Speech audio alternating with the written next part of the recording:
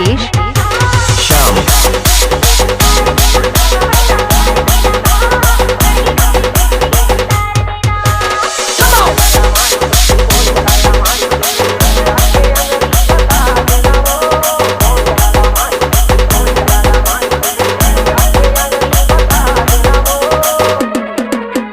DJ Dilip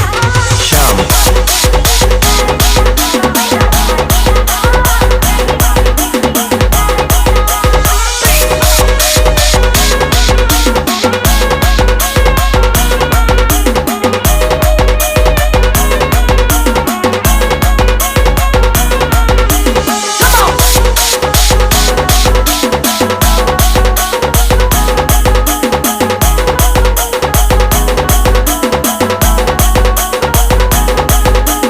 DJ Mukesh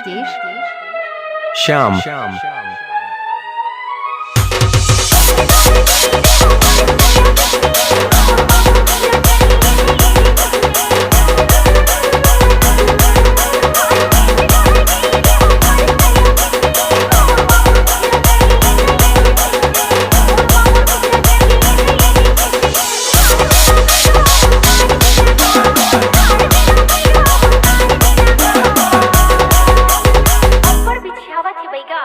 का कर दे वो बिच्छी झाड़ है ना ऐसने होते इसे करम भारी जहर है चढ़ते ना तो ऐसने होते हो ई रहन गोड़ लमा अमोला फूकन डीजे दिलीप श्याम